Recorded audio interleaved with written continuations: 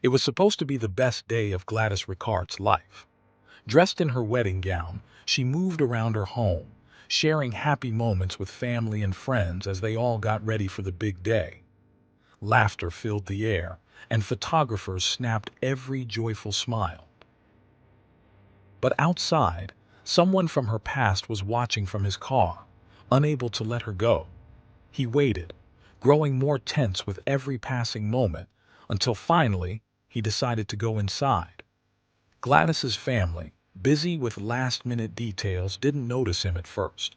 What happened next would change everything for everyone there that day.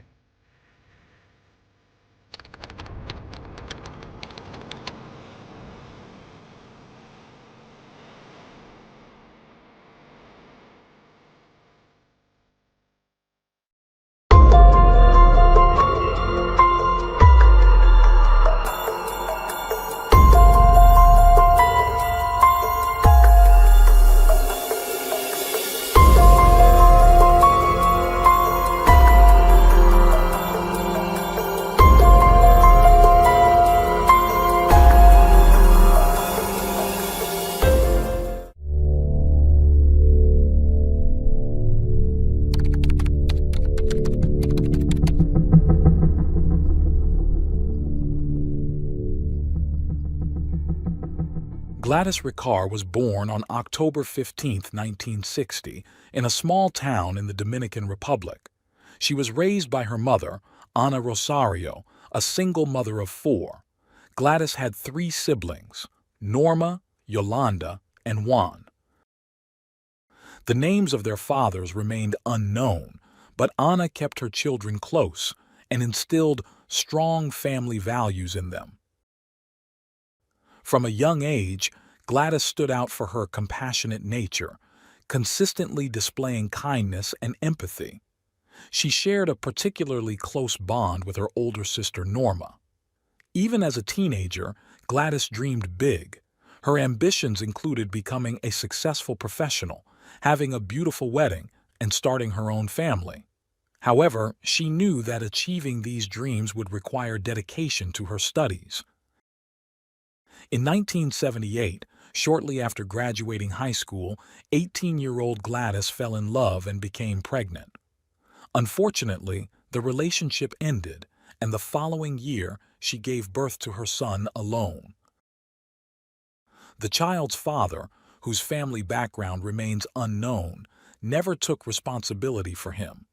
Determined to provide for her son, Gladys decided to set aside her academic pursuits. Raising him was challenging, but her son became a source of immense joy and strength for Gladys, encouraging her to move forward. Gladys eventually secured a stable job to support her son. Around this time, her sister Norma had moved to New York with her two daughters. Gladys eventually secured a stable job to support her son. Around this time, her sister Norma had moved to New York with her two daughters. Gladys began to consider joining her sister, hoping that relocating to the United States would offer her and her son better opportunities.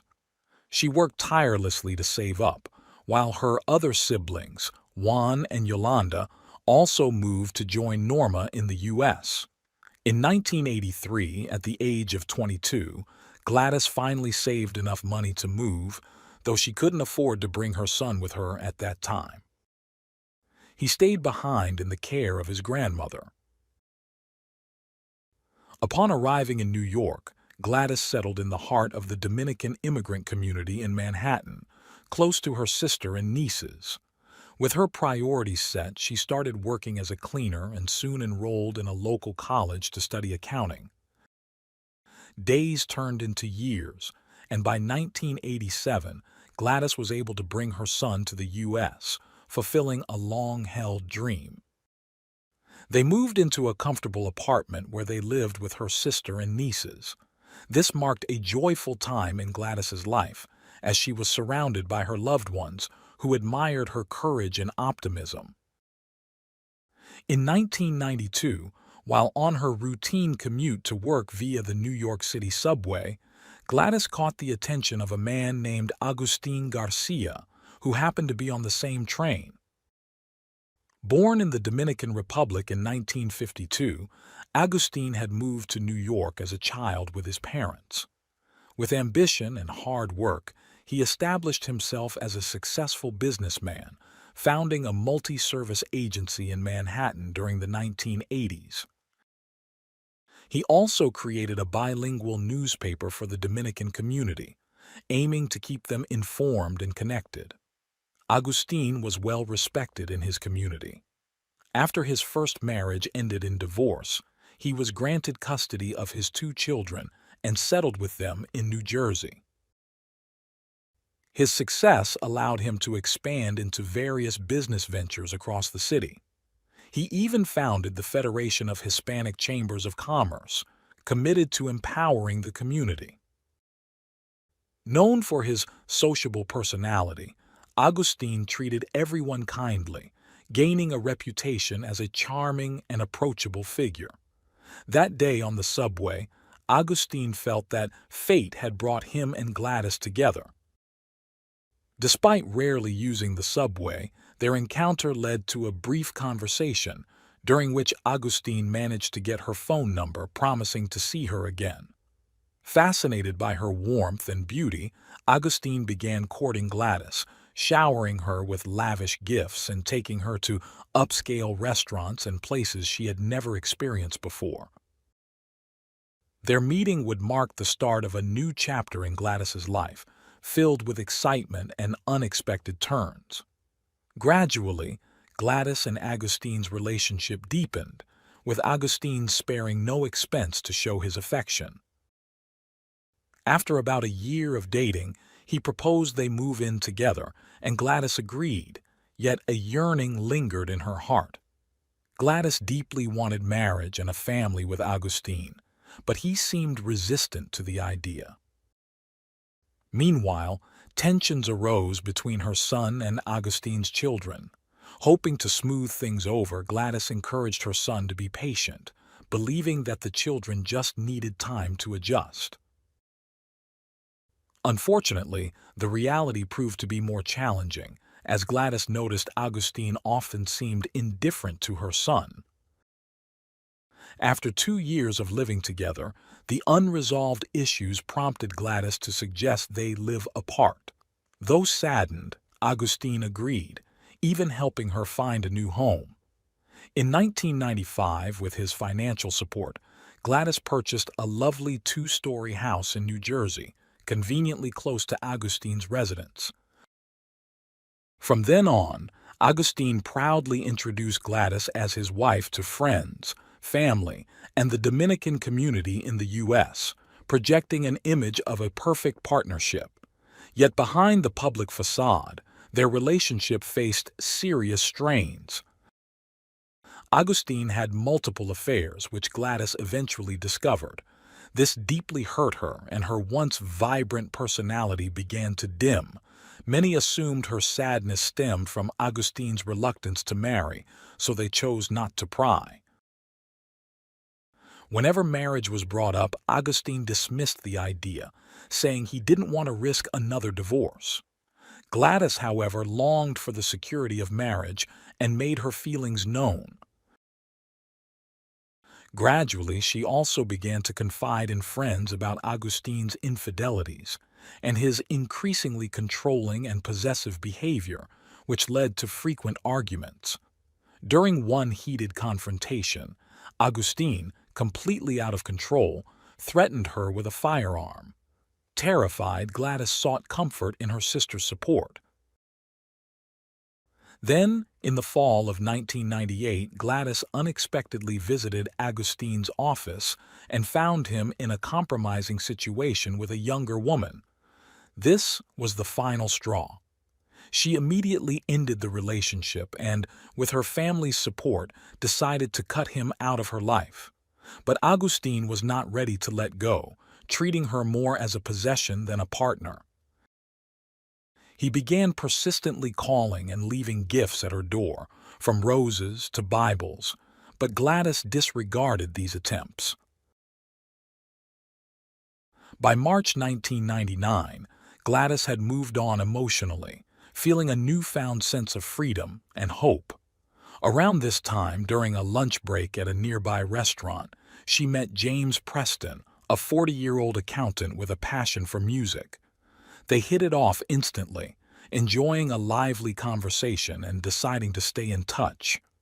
As they went on more dates, James proved to be kind, considerate, and attentive to Gladys and her family. For the first time in years, Gladys felt truly happy, something her family noticed and celebrated. Only 2 months after they met, James proposed to her with a ring, and Gladys, overjoyed, accepted. Gladys was finally on the brink of the happy ending she had always dreamed of. Their families and friends joined in the excitement, helping with wedding plans and even involving the neighbors in the celebration. Gladys and James set the wedding date for Sunday, September 26, 1999. However, when Augustine heard about her engagement, he became increasingly desperate to win her back. His calls intensified, and he would often park near her house at night, watching from his car and noting down the license plates of visitors. Though several neighbors noticed him lurking, Gladys remained unaware of his behavior until the night of August 12, 1999. That evening, while she and James were enjoying a quiet night at home, Augustine showed up unexpectedly at her door. Augustine arrived at Gladys's door with a calm demeanor, asking her to let him in so they could talk. But Gladys, sensing his true intentions, firmly refused. When he realized she wasn't going to let him in, Augustine's facade fell, and his anger surfaced. He began throwing stones at her windows, frightening Gladys enough to call emergency services. Within minutes, a patrol car arrived and officers restrained Augustine. However, Gladys decided not to press charges, hoping the incident would scare him into leaving her alone. She only wanted peace and to focus on her upcoming wedding. But Augustine's obsession would not end there. On September 24, 1999, just 2 days before her wedding, Gladys went out late in the evening to pick up a last-minute item for her bridesmaids. She didn't realize that Augustine was following her. Inside the store, he approached her, wrapping his arm around her shoulders as if they were a couple, and walked alongside her throughout the aisles. Security cameras captured this encounter. Afterward, they parted ways. But the incident left Gladys feeling unnerved. She sensed that Augustine was becoming increasingly dangerous. Then, the morning of her wedding day, September 26, 1999, arrived. Friends and family gathered at her home as photographers and videographers captured joyful moments of the bride and groom preparing. Outside, a classic car and 2 limousines awaited to transport everyone to a church in Queens. The bride, radiant and surrounded by loved ones, took photos with her 19-year-old son and her mother, who had traveled from the Dominican Republic for the occasion. Meanwhile, Augustine drove by slowly, observing every movement from his car, hoping to catch a glimpse of Gladys. He circled the block several times until one of Gladys's nieces recognized him. Inside the house, unaware of Augustine's presence, Gladys was handing out flowers to her bridesmaids when he parked directly in front of her home. He placed a gun in his bag and a few extra bullets in his pocket before heading to the front door. Augustine made his way into the house, with Gladys's brother trying to keep a close eye on him. Upon seeing Gladys in her tiara and wedding dress, Augustine ignored everyone else in the room, pulling out his gun and, in a moment of rage, fired at her. The horrific scene was captured on film by the cameramen who were there for the wedding. Though Gladys's brother Juan attempted to intervene, it was too late. Gladys had been hit by 3 bullets and was fatally wounded. Juan and Augustine then struggled as others called emergency services. Police and paramedics arrived to find the two men still fighting, with Agustin yelling that he wanted to end his own life. Officers eventually separated them and restrained both. Paramedics tried desperately to revive Gladys, but she was pronounced dead at the scene. News crews arrived quickly and the story began spreading across local stations. Norma, Gladys's sister, learned of the tragedy from the news and rushed to the house in shock. James, Gladys's fiancé, was waiting at the church, assuming his bride's delay was due to wedding preparations. But when someone broke the news to him, his day of joy turned into a nightmare. Agustin was taken into custody, and investigators swiftly began piecing together the crime. Surveillance footage and the extra bullets found in his pockets were clear evidence. In his car, police discovered a list of license plate numbers from vehicles parked near Gladys's home. Forensic examinations revealed 3 gunshot wounds on Gladys, one in her upper arm, another in her spine, and the fatal one to her head. During his initial interrogation, Agustin claimed he had simply planned to stop by and hadn't intended to harm Gladys. But when pressed by investigators, he finally admitted to the killing, expressing regret for what had happened. The following day, September 27, 1999, Agustin appeared in court for his first hearing. Despite his claim of innocence, he was charged with murder, illegal possession of a firearm, and endangering the lives of minors present at the scene.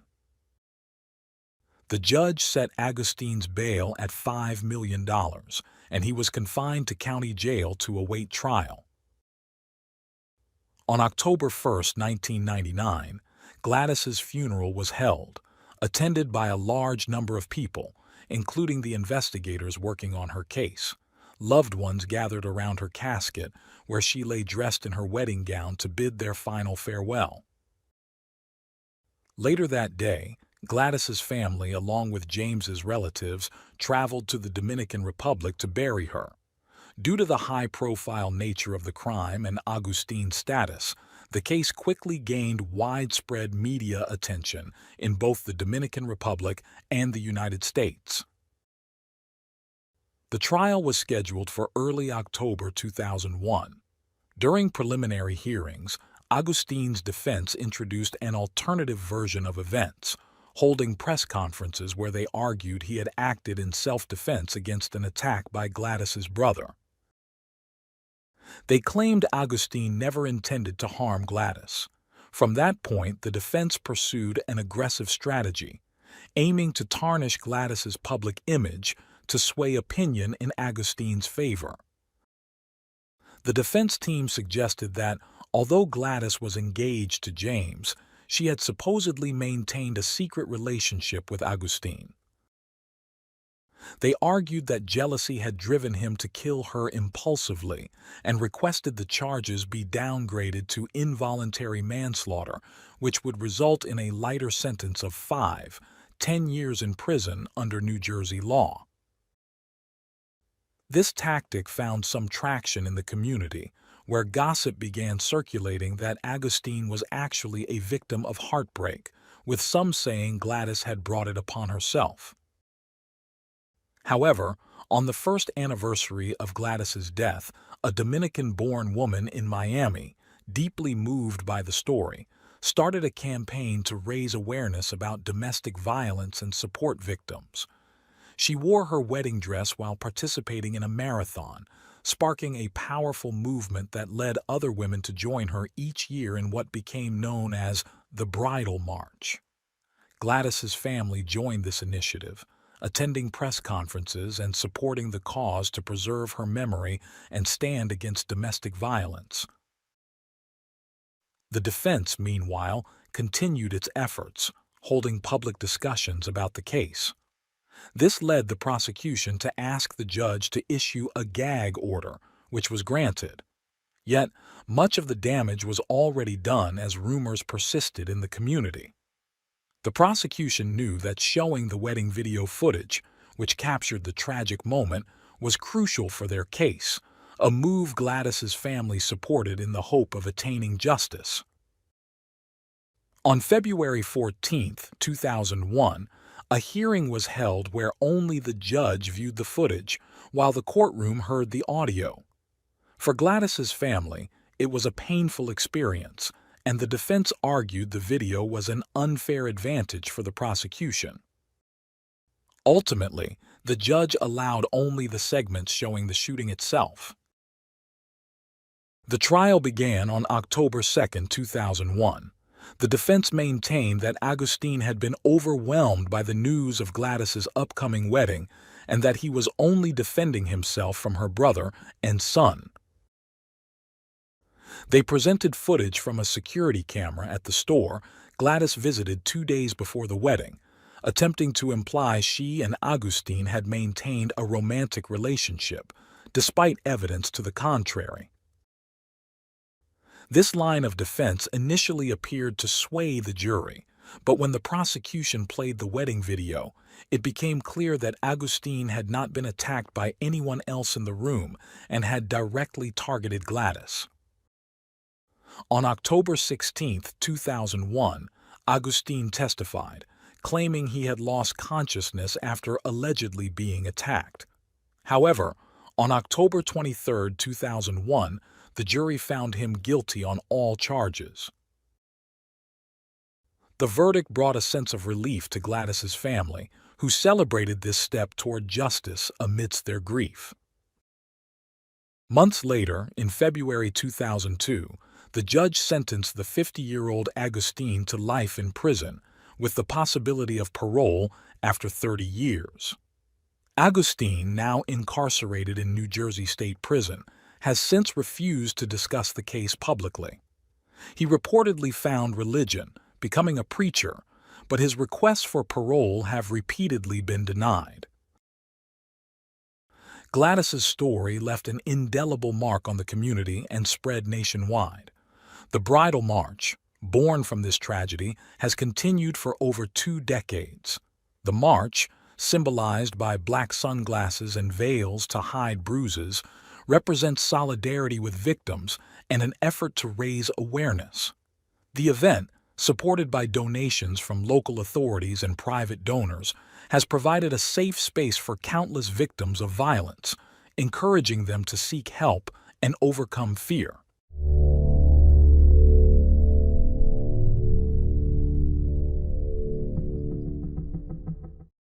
Thanks for tuning in to Unreal True Crime. If you're intrigued by mysteries from around the world, check out our new channel, Latin Crimes, where we dive into the gripping true crime stories of Latin America. Don't miss out. Subscribe now for more thrilling investigations.